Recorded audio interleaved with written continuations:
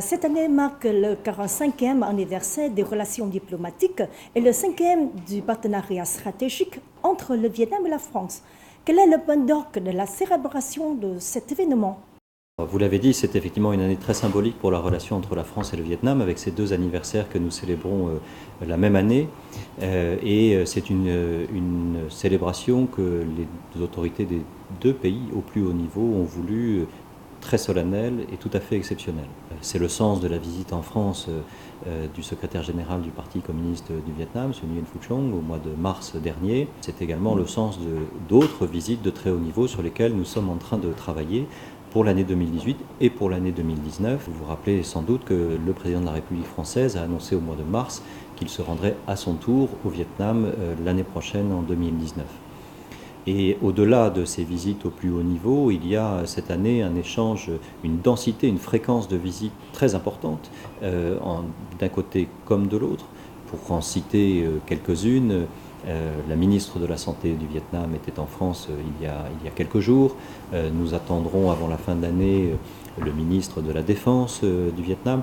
Le président du comité populaire de Hanoï est rentré de France il y a quelques jours seulement. Plusieurs cas de coopération entre les deux pays ont été conclus lors de la récente visite en France du secrétaire général du Parti communiste du Vietnam, Nguyen Phu Trong, lesquels seront déployés en priorité. Il y a des projets économiques très importants entre la France et le Vietnam. Il y a déjà 300 entreprises françaises qui travaillent ici au Vietnam. Et ce que nous espérons, c'est naturellement qu'à la faveur de l'entrée en vigueur de l'accord de libre-échange entre l'Union européenne et le Vietnam, eh bien, il y ait davantage d'échanges entre l'Europe et le Vietnam, entre la France et le Vietnam en matière économique. Aujourd'hui, la France est très présente sur toute une série de secteurs, sur les infrastructures d'abord, de transport en particulier. L'aéronautique est le premier secteur, volume d'affaires qu'il génère. Mais nous avons aussi des biens de consommation, qu'il s'agisse de l'agroalimentaire, des produits pharmaceutiques et cosmétiques. Il y a, je crois, un appétit toujours plus important de la part des Vietnamiens pour les produits français. Nous en sommes très heureux et je crois pouvoir vous dire à l'inverse que le goût des Français pour les produits vietnamiens, lui non plus, ne se dément pas. Il est en augmentation importante. La présentation des produits vietnamiens à Rungis, le grand marché français, il y a quelques semaines, en témoigne.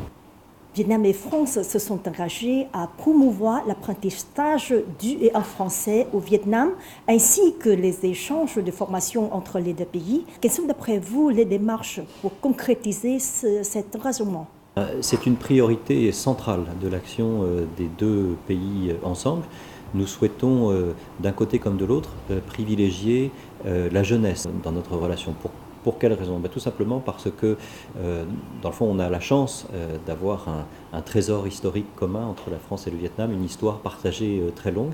Et il nous appartient de faire fructifier ce trésor.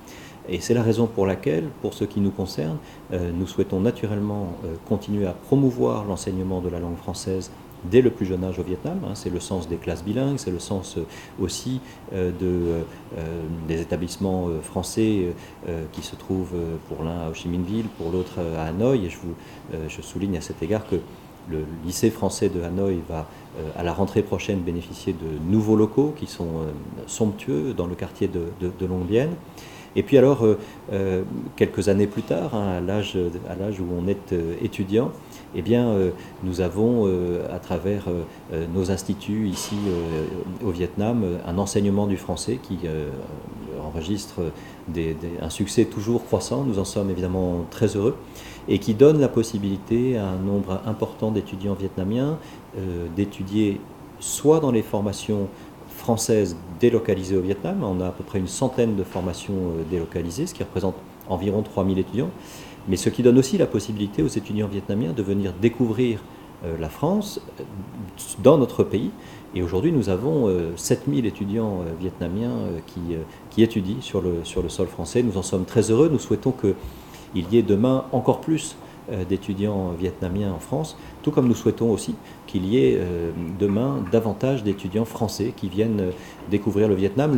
Le nombre augmente régulièrement et le Vietnam est un pays qui fascine les jeunes Françaises et les jeunes Français, et donc il faut que nous nourrissions cet appétit d'un pays pour l'autre. La coopération décentralisée constitue un pilier important de la coopération bilatérale entre les deux pays. Quelles sont les orientations majeures pour promouvoir cette coopération exemplaire? La coopération décentralisée entre la France et le Vietnam a historiquement joué un rôle très important depuis le début des années 1990 et aujourd'hui c'est plus que jamais le cas. Nous avons une trentaine de collectivités françaises et vietnamiennes qui sont engagées dans des accords de partenariat.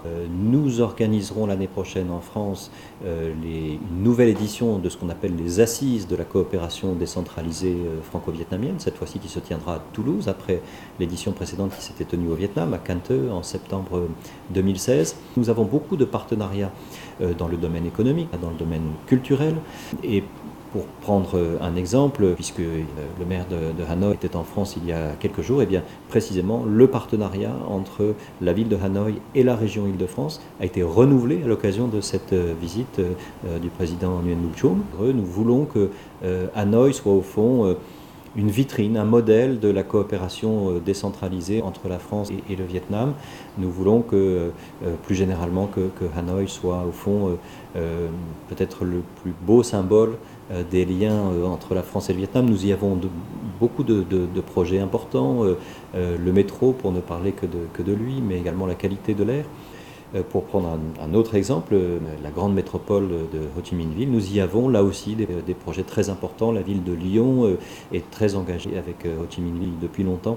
Donc nous avons des partenariats sur ces deux grandes villes, mais nous en avons sur d'autres provinces aussi. On pourrait citer le Val-de-Marne qui est en région parisienne avec la province deIen Bai ici, les liens entre la région Aquitaine qui est la région de Bordeaux avec d'une part Hue et d'autre part avec la province de Lao Cai. On a la chance d'avoir un tissu à la fois extrêmement fort et qui est en développement constant parce que, encore une fois, et nous nous en réjouissons, les deux pays agissent l'un sur l'autre comme deux aimants. Je vous remercie beaucoup. Merci beaucoup.